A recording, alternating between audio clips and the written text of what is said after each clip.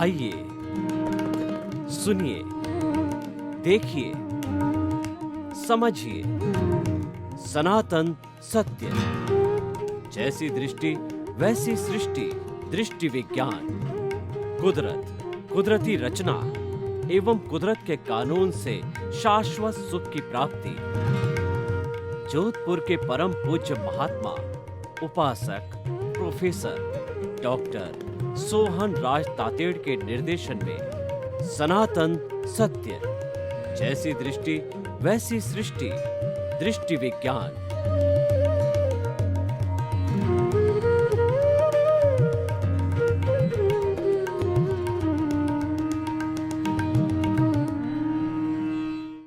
चंदेषु निम्मलयरा आईचेषु अय्यं पयासैरा सागरवर गंभीरा सिद्धा सिद्धिं मम दिशन्तु, सिद्धा सिद्धिं मम दिशन्तु। ये मेरे भीतर विराजमान शुद्ध आत्मा भगवान और समस्त प्राणियों के भीतर विराजमान वही परमात्मा हम सभी मानवों को आशीर्वाद प्रदान करो कि हम भाई भाई की तरह रहें।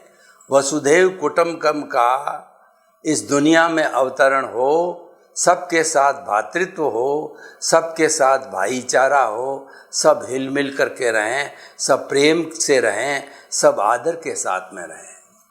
सनातन सत्य, यूनिवर्सल ट्रुथ, सार्वभौम सत्य, यह ultimate reality of this Cosmos हम आपको बताना चाहते हैं। क्यों बताना चाहते हैं? कि आपको सम्यक दर्शन देना चाहते हैं, आपको राइट विजन देना चाहते हैं, आपको सही रास्ता दिखाना चाहते हैं, आपकी रॉन्ग बिलीफ समाप्त करके आपके भीतर राइट बिलीफ का बीजारोपण करना चाहते हैं। जो एक बार व्यक्ति सम्यक दर्शन को जीवन में प्राप्त कर लेता है, वो निश्चित तौर से ब्लिस यानी शाश्वत सुख को प्राप्त कर सकता है।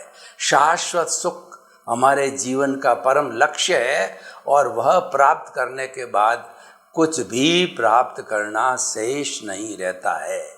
सनातन सत्य आपको देने का हमारा उद्देश्य है कि आपको शाश्वत सुख की नींव लगे इस जन्म में, ताकि आने वाले जन्मों में आप उत्तरोत्तर उस पर मंजिलें बनाते बनाते आप आखिर मुक्ति को प्राप्त हो, मोक्ष को प्राप्त हो, आप जो है शाश्वत परमानेंट शाश्वत सुख को प्राप्त हो।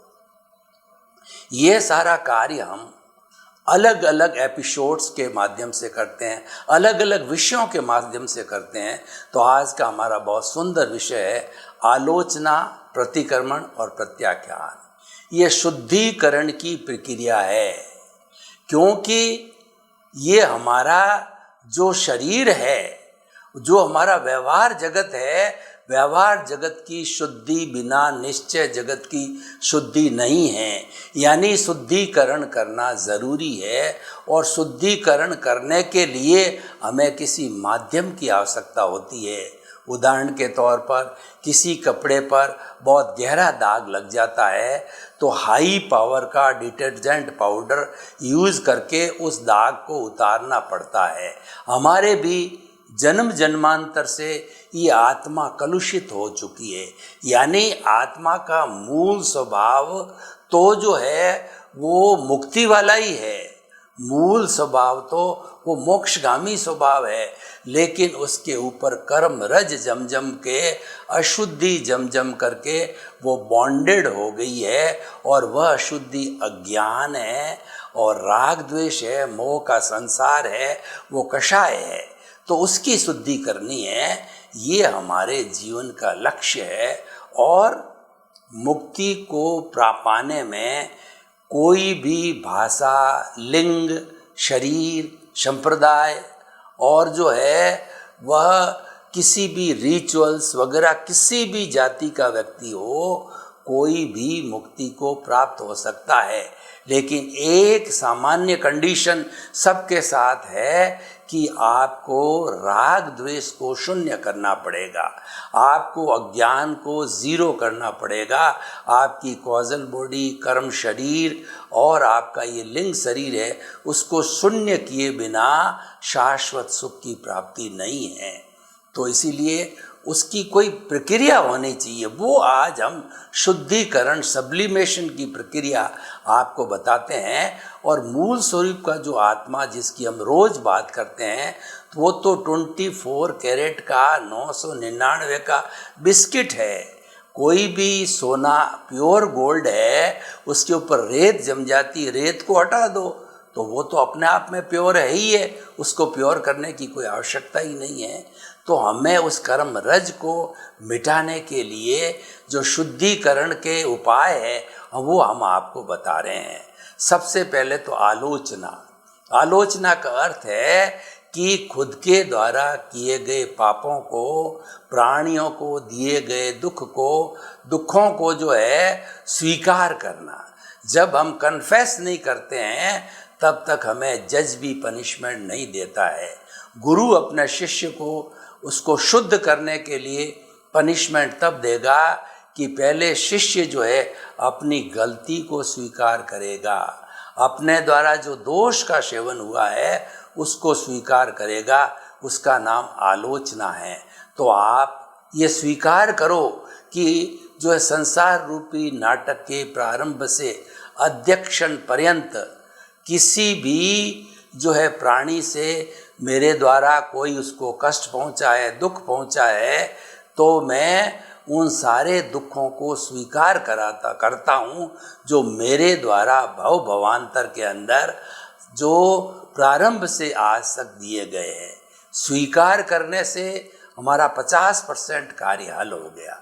अब हमने स्वीकार तो कर दिया, जैसे कि हाई कोर्ट में या सुप्रीम कोर्ट में या लोअर कोर्ट के अंदर हमारा केस चलता है और हम सच्चाई के रास्ते पर हमारे से गलती हो गई है और हम पश्चाताप करते हैं, हमको शुद्धिकरण करना होता है, तो हम अपनी गलती को जज के सामने कन्फेस कर देते हैं, हम स्वीकार कर देते हैं, हम अपनी आलोचना करते हैं कि मैं ये गलती नहीं करना चाहता था, भावावेश के अंदर क्रोधवश जो है मैंने ये गलती कर दी है, कृपया मुझे क्षमा करो क्षमा करो। तो वो जज भी मानव है, वो कोई भगवान या दानव नहीं है, वो भी हमारे जैसा ही मानव है। वो भी चिंतन करेगा कि कितना भला आदमी है, अपनी गलती को स्वीकार करके शुद्ध होना चाहता है। कोर्ट क्या करता है, ये सजाएं क्यों दी जाती है, लोगों को जेल क्यों दी जाती है, ताकि कि अपनी गलती स्वीकार करके आप भविष्य में गलती न करो, तो आप अपना आपका शुद्धिकरण करने का उपाय जेल है। ये हमारे व्यवहार जगत के की बात है। तो वो जो सज़ा हमें जज देने वाला था वह काइंड हार्टेड होकर के वह सज़ा जो है हमारी कम कर देता है। और अगर राष्ट्रपति तक वह बात जाती है और राष्ट्रपति अगर करुणाशील होता है और वो स्वीकार करता है कि इसने अपनी गलती को स्वीकार किया, बिना किसी भी जो है बहस के, साक्ष्यों से, कोर्ट कार्रवाई से सीधा गलती को स्वीकार किया है, तो उसको जो है प्रेसिडेंट जो है मुक्त भी कर सकता है, वो उनको पावर है। तो देखिए जो आलोचना के अंदर कितनी बड़ी ताकत है। एक आलोचना का जो है मैं आपको एक्सट्रीम उदाहरण देना चाहता हूँ कि दो मित्र थे और उनमें पक्की मित्रता थी, लेकिन किसी बात को लेकर पे उन पे ऐसी जो है ठन गई कि वो एक दूसरे से झगड़ा करने लग गए और उनको इतना गुस्सा आया कि एक मित्र ने दूसरे मित्र की हत्या कर दी, चाकू भोंक दिया। तो उसको बड़ा दुख हुआ कि देखो मैंने परम मित्र को जो है खो दिया, भावावेश में आकर के दुख भी करने लगा। अब उसने देखा कि मुझे इसके लिए तो फांसी मिलेगी, तो जो उसका मृत मित्र है उसकी माँ के पास में गया और हमारी भारतीय संस्कृति के अंदर हरा घास मुंह में डाल करके आलोचना करने की प्रक्रिया है। तो वह अपने जो है वो मुंह के अंदर हरा घास डाल करके और माँ के चरणों में लोटपोट हो गया, जिसका कि बेटा मारा गया, कि मेरा परम मित्र था, आपको पता ही है। लेकिन भावावेश के अंदर क्रोधवश जो है मैंने उसका मर्डर कर दिया है। अब आप मेरा मारना चाहो तो आपके हाथों से मैं मरने को तैयार हूँ। मुझे कोर्ट मारे या कोई दूसरी न्याय जो है प्रणाली मारे, उसके पहले मैं आपके हाथों से मरना ज़्यादा पसंद करूँगा। और अगर आप मुझे मुक्त करते हो तो मैं आपको माँ से बढ़कर के स्थान दूंगा, आपकी सेवा करूँगा, जैसा कि मेरा मित्र आपकी सेवा करता था, मान लो उसकी जगह मैं ही सेवा कर रहा हूँ। तो माँ का हृदय द्रवित हो गया। उसने कहा कि मेरा बेटा तो चला गया, वो तो किसी सूरत में वापस नहीं आने वाला था, और वह भी इसका एक परम मित्र था। तो कोई न कोई बात हुई, जब ऐसी स्थिति बनी है तो उस माँ ने उसको क्षमा कर दिया। तो उस माँ को जो है उस जो है मर्डर करने वाले मित्र ने जो है माँ की तरह पाला पोसा, सेवा करी और माँ से बढ़ के उसको स्थान दिया। ये ऐसा घटित क्यों हुआ? क्योंकि उसने आलोचना करी, अपना प्रायश्चित किया कि मेरे से ये गलती हो गई है, स्वीकार किया। जब तक आप गलती को स्वीकार नहीं करते हो तो शुद्धिकरण होने का प्रश्न ही नहीं है। शुद्धिकरण तो नेक्स्ट स्टेज है। पहले तो स्वीकार करो, अपने द्वारा की गई गलती को स्वीकार करना, कन्फेस करना मुख्य बात होती है। तो ये सारा आलोचना है, उससे शुद्धिकरण होता है। दूसरा है प्रतिक्रमण। प्रतिक्रमण का अर्थ है कि जो अतिक्रमण हुआ है उससे पुनः लौटना। अतिक्रमण का अर्थ है ज्यादती करना। हमने किसी भी प्राणी के साथ में ज्यादती की, यानी उसको अनावश्यक रूप से उसको कष्ट पहुंचाया, उसको मारा पीटा और उसको प्रताड़ित किया। तो जितना जितना उसको कष्ट दिया है वह उसके साथ में अतिक्रमण है। प्रतिक्रमण का अर्थ यह है कि अब आप प्रायश्चित करो कि मैंने तुम्हारे साथ के अंदर जो है बहुत बुरा व्यवहार कर दिया, मुझे क्षमा करो, क्षमा करो, क्षमा करो। क्षमा की जब भावना होती है तब हमारा पश्चाताप चालू होता है। व्यक्ति भीतर ही भीतर ये चिंतन करे कि ये काम मेरे से गलत हो गया है, मुझे किसी को कष्ट नहीं देना चाहिए था, लेकिन कषाय के वशीभूत होकर के मैंने उसको कष्ट दे दिया, तो मैं इसका प्रतिक्रमण करता हूँ। प्रतिक्रमण का जैन धर्म में बहुत ऊंचा स्थान है। जो साधु होते हैं उनको सुबह शाम 2 बार प्रतिक्रमण करना कंपलसरी है, और जो श्रावक लोग होते हैं वो भी अगर 1 बार करे तो बहुत अच्छी बात है। लेकिन पाक्षिक है, साप्ताहिक है, पक्की संबंधी है, संवत्सरी है, ये प्रतिक्रमण किए जाने चाहिए। क्योंकि हमारी जो कुछ भी गलतियां हैं, जो भी हमने किसी को कष्ट दिया है, दुख दिया है, वो कैरी ऑन, कैरी फॉरवर्ड नहीं होने चाहिए। हाथों हाथ उसका शुद्धिकरण होना चाहिए, क्योंकि हाथों हाथ शुद्धिकरण करने से वह डेबिट क्रेडिट होकर के वो शून्य हो जाता है। तो जो हाथों हाथ किया जाता है वो एक बहुत अच्छा मेथड होता है। तो प्रतिक्रमण जो है ये हमारी आलोचना का शुद्धिकरण का एक मंत्र है। उदाहरण के तौर पर अगर हम कहीं चल रहे हैं, पब्लिक प्लेस में हैं, ट्रेन में हैं, फ्लाइट में हैं, और हमारे द्वारा किसी का हाथ टच हो जावे, किसी के लग जावे, मान लो सामान लगेज इत्यादि से, तो हम कहते हैं कि सॉरी। ये सॉरी तो शब्द छोटा सा है लेकिन बहुत बड़ा उपयोगी शब्द है, क्योंकि सामने वाला भी इंसान है, वो सोचता है कि मेरे द्वारा भी होना संभव था, उसने वो संभव हो सकता था, उसने अपनी गलती स्वीकार की है, तो वो उसको क्षमा कर देते हैं। मिच्छामि दुक्कड़म बोला जाता है, खमत खामना बोला जाता है। इसका अर्थ यह है कि मेरे द्वारा किए गए आपके प्रति दुर्व्यवहार के लिए मैं पश्चाताप करता हूँ, प्रतिक्रमण करता हूँ, क्षमा मांगता हूँ आपसे, मुझे क्षमा करो, क्षमा करो। और 84 लाख जीवा योनियों से जो हम प्रतिक्रमण करते हैं वो कितना सुंदर तरीका है कि खामे मि सब्ब जीवे सब्बे जीवा खमंतु में मिट्टी में सब्ब भुएसु वेरंग मज्जन केड़ई। सभी लोग मुझे क्षमा करें, मैं सभी लोगों को क्षमा करता हूँ। इस दुनिया में सभी मेरे मित्र हैं, मेरा कोई भी शत्रु नहीं है, मेरा किसी से भी शत्रुता का भाव नहीं है। तो ये बहुत सुंदर विचार है। किसी को दुनिया में शत्रु मानो ही मत। वास्तव में कोई शत्रु होता ही नहीं है, क्योंकि हर प्राणी जो है अपने अपने कर्मों के अधीन जीता है और वह अपने हिसाब से प्रारब्ध और उदय के भाव से जो है वो फल भोगता है। और हर एक का अपना अपना उपादान है, क्योंकि हर एक अलग अलग तरह के जो है भाव डालता है, अलग अलग चार्ज करता है। क्योंकि ये मानव का जो मन है या मानव की प्रतिष्ठित आत्मा है, मानव का जो चित्त है, अंतःकरण है, हर एक का अलग अलग होता है। अलग अलग होने से जो है अलग अलग तरीके से कॉजेज डाले जाते हैं, अलग अलग कॉजेज होते हैं तो अलग अलग इफ़ेक्ट मिलते हैं। इसीलिए जो है चेतन तत्वों के अंदर ये भिन्नता रहती है। तो हर एक अपना अपना अगर आलोचना करे, क्यों, टू एयर इज ह्यूमन। इंसान गलती का पुतला है और कदम कदम पे वो गलती हो जाया करती है, जाने में या अनजाने में। तो गलती हो गई तो उसके शुद्धिकरण का बहुत सरल रास्ता है, वो है प्रतिक्रमण है, वो किया जाना चाहिए।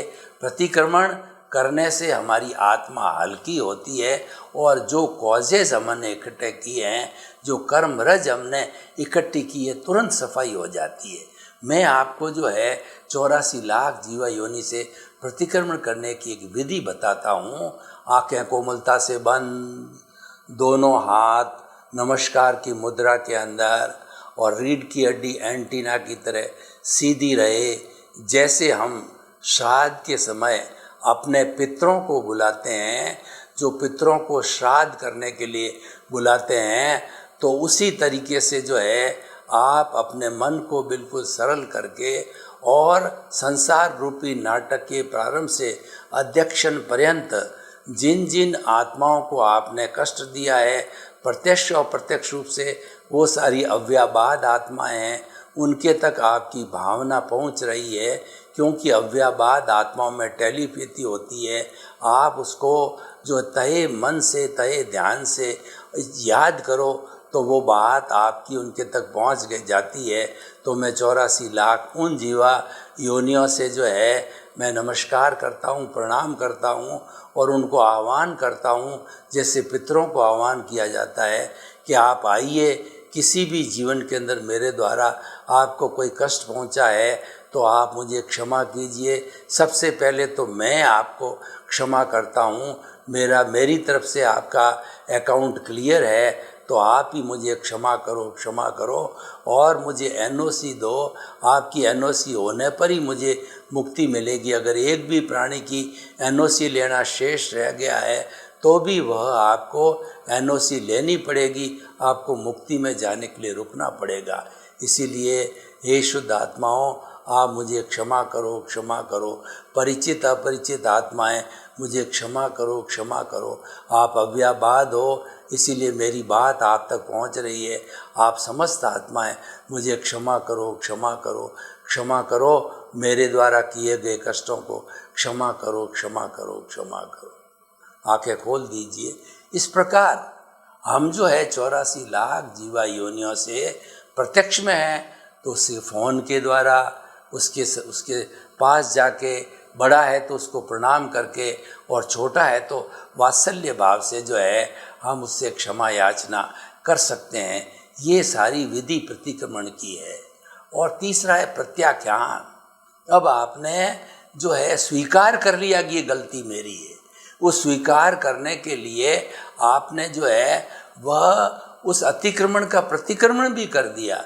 आपने क्षमा याचना भी कर दी, क्षमा कर भी दिया, क्षमा मांग भी लिया, लेकिन ये गलती फिर से होना संभव है। तो इस गलती की पुनरावृत्ति न हो तो उसका नाम प्रत्याख्यान है। प्रत्याख्यान का अर्थ है कि आप संकल्प करो कि दूसरे जीवों को कष्ट देने की प्रवृत्ति है, मैं बार बार वो प्रवृत्ति नहीं करूँगा। इस प्रवृत्ति करने का आप संकल्प करो कि वह प्रवृत्ति मेरे द्वारा न हो। इस संकल्प का नाम है प्रत्याख्यान। प्रत्याख्यान को त्याग भी कहते हैं, छोड़ना भी कहते हैं, कि आप उस जो है प्रवृत्ति को छोड़ दो, फ्यूचर के अंदर आप किसी को कष्ट नहीं देंगे। तो आपने आलोचना किया, प्रतिक्रमण किया, प्रत्याख्यान किया, तो संपूर्ण रूप से आपका शोधन हो गया। ये आप शोधन रेगुलर करते रहिए जीवन के अंदर, तो उसका इफ़ेक्ट क्या आएगा कि आपकी जो कॉजल बॉडी है वो निर्जरा होकर के उसका झरण होता रहेगा, झरण होकर के वो कमज़ोर होती जाएगी, और रेगुलर करने से वह कमज़ोर होते होते एक दिन ऐसा आएगा कि जो आपका कॉजल बॉडी है वह बिल्कुल गिरने की स्थिति में आ जाएगा, वह शून्य होने की स्थिति में आ जाएगा। जब वो कॉजल बॉडी या ज्ञान शून्य हो जाता है तो वो हमारा सबसे बड़ा अचीवमेंट होता है, और जीवन का जो उद्देश्य यही है, कॉजल बॉडी को शून्य करना, कषाय को शून्य करना। उसके लिए शुद्धिकरण का हमने मंत्र आपको बताया, इस मंत्र का हमें पालन करते रहना चाहिए। अब देखिए, अगर इस एपिसोड को हम ओपन टू द ऑडियंस करें, यानी कि आलोचना, प्रतिक्रमण, प्रत्याख्यान का प्रभाव व्यक्तिशः क्या होगा और परिवार पे उसका क्या प्रभाव पड़ता है, समाज पे क्या प्रभाव पड़ता है, देश और विश्व पे क्या प्रभाव पड़ता है। देखिए कि अतिक्रमण का प्रतिक्रमण करना है, अपनी भूल सुधार है, टू रेक्टिफाई आवर फॉल्ट्स। क्योंकि फॉल्ट्स करने में तो टू एयर इज ह्यूमन, व्यक्ति भूल जाता, फॉल्ट कर लेता है, तो उसको जो है, जो हम क्षमा मांगते हैं, क्षमा भी मिल जाती है। तो इसलिए जो है, ये जो विधि है यह व्यक्तिशः बहुत अच्छी विधि है, और परिवार के अंदर इस विधि की ट्रेनिंग दी जाए, इस विधि को लागू किया जाए, तो हमारे परिवार में किसी भी तरह की डिस्टर्बेंस कहिए या विषमता कहिए या टकराव कहिए, वह कभी भी नहीं होगा। देखिए, जो व्यक्ति गलती करके सुधार कर लेता है वह इंसान कहलाता है, और जो गलती करता ही नहीं है वह भगवान कहलाता है, और जो बार बार गलती करता ही रहता है, सुधार नहीं करता है, वह हैवान कहलाता है। इसीलिए जो है, हमें इंसानियत को बनाए रखने के लिए इस शुद्धिकरण के मंत्र का सहारा हमें रोज़ लेना चाहिए, और रोज़ का अकाउंट रोज़ मिटाते जाना चाहिए। हमारे जैन धर्म में संवत्सरी का बहुत प्रमुख स्थान है कि जो हम अगर डेली जो है रेक्टिफिकेशन नहीं कर सकते हैं, अपने किए गए दोषों को नहीं धो सकते हैं, तो कम से कम साल में एक बार जो है अपना शुद्ध अंतःकरण से संसार रूपी नाटक के प्रारंभ से अध्यक्षण पर्यंत जो है किसी को दिए गए कष्ट के लिए हमें क्षमा याचना करनी चाहिए, क्षमा देनी चाहिए, ताकि कि हम भी शुद्ध हो जाएं और औरों को भी शुद्ध कर दो। एक्चुअली ये कॉजल बॉडी है, यह जो है दूसरों को कष्ट देने से ही खड़ी होती, इसका मेन सोर्स यही है।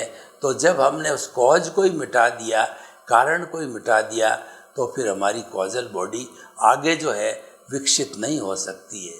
अब देखिए कि जो परिवार इस कॉन्सेप्ट को मान के चलता है, उस परिवार के सदस्यों के बीच के अंदर कभी भी अनबन नहीं होती है, और सभी लोग जो है बड़े प्रेम के साथ में अपना जीवन यापन करते हैं, क्योंकि गलती होते ही शुद्धिकरण होता है। वास्तव के अंदर प्रतिक्रिया कब बढ़ती है कि आप गलती करते जाओ और आप स्वीकार नहीं करो। गलती को स्वीकार नहीं करने से विवाद बढ़ता है, और गलती को स्वीकार करने से विवाद घट जाता है। ऐसा कहा जाता है, कोई भी जो अगर गलती स्वीकार कर लेता है तो वह छोटे बाप का नहीं होता है, यानी वो महान होता है। और कहा भी गया है कि क्षमा वीरस्य भूषणम, क्षमा वीर ही कर सकता है, कायर नहीं कर सकता है। कायर तो जिसकी जितनी उसमें ताकत है, उस ताकत से जो है उसका मुकाबला करेगा, वह ईंट का जवाब पत्थर से देगा, वो टिट फॉर टैट करेगा, जो वह उसका बदला लेगा, और जो नेले पे दैला लगाएगा क्योंकि वो उसी में अपनी विजय मानता है। और महापुरुष होते हैं, महावीर होते हैं, वो क्षमा करने में अपनी विजय मानते हैं। देखिए कि जो हमने हमारे इस जैन धर्म में ये बताया गया है कि हम लाखों योद्धाओं पर विजय पाने के बनिस्बत अपनी एक आत्मा पर विजय पा लेते हैं, तो आत्मा पर विजय पाने वाला वह जो है लोगों पर विजय पाने से जो है वह बड़ा गिना जाता है।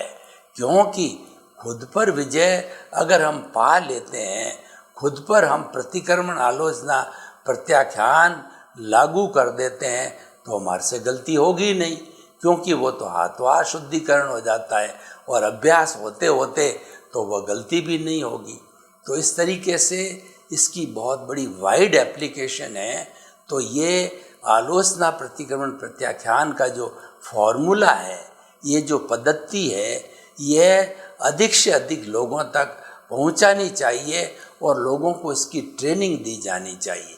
देखिए कि हम रावण की बात करें कि रावण को उसके ससुर जी ने, उसके नाना ने, उसकी पत्नी ने, उसकी माँ ने, उसके सगे संबंधियों ने और उसके जो है वो मंत्रिमंडल के सदस्यों ने, सभी ने उनको शिक्षा दी कि पराई स्त्री का हरण करना है, ये अपराध है, ये पाप है, आपने पाप किया है, लेकिन फिर भी आप राम की शरण में चले जाओ, सीता को वापस लौटा दो, तो हमारी जो है ये सोने रूपी लंका न तो जलेगी, न लोगों को दुख पहुंचेगा, न हमारे सैनिक और योद्धा मारे जाएंगे, यानी सब कुछ ठीक हो जाएगा। आपकी एक जिद के कारण जो है ये लंका का कितना बड़ी हानि है, लेकिन वो जिद पे अड़ा रहा। उसने न तो आलोचना किया, न प्रतिक्रमण किया, न प्रत्याख्यान किया। उसका नतीजा ये हुआ कि भगवान राम के हाथों जो है रावण मारा गया। यहाँ तक ही सीमित नहीं है, हर साल मेघनाथ, रावण के पुतले जलाए जाते हैं और वो जो है दशहरे के दिन वो पुतले इसीलिए जलाए जाते हैं कि दुनिया को ये सबक देने के लिए कि आप अगर आलोचना, प्रतिक्रमण, प्रत्याख्यान को स्थान नहीं देते हो तो आप जो है हमेशा के लिए जो है निंदनीय हो जाते हो। तो पुतले को जलाया जाना, मतलब उन्होंने गलती तो एक बार की है, लेकिन कई शताब्दियाँ तो हो गई और कई शताब्दियाँ आने वाली है, तो इसी तरीके से रावण की निंदा होती रहेगी। ये क्यों होती है कि ये बुराई पे अच्छाई की जीत है।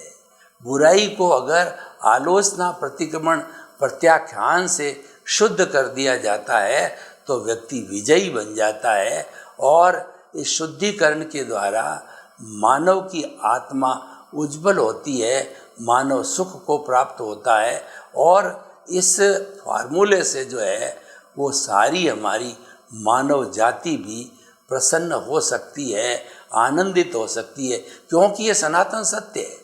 आलोचना, प्रतिक्रमण, प्रत्याख्यान सनातन सत्य है और इसको करने से हमको शाश्वत सुख की प्राप्ति होती है। तो ऐसे गूढ़ रहस्यों वाले जो कार्य है हमें अपने जीवन में रोज करते रहना चाहिए। ये करते रहने से हम स्वयं जो है निर्मलता को प्राप्त करते हैं, हमारी आत्मा की प्योरिटी बढ़ती है। जब प्योरिटी बढ़ती है तो हम आगे से आगे शाश्वत सुख की ओर बढ़ते हैं। सर्वे भवन्तु सुखिनः, सर्वे सन्तु निरामया। लोक के सब जीवों को सुख मिले, शांति मिले, आनंद मिले, प्रेम मिले, सौहार्द मिले, सबके प्रति मंगल भावना शुभ।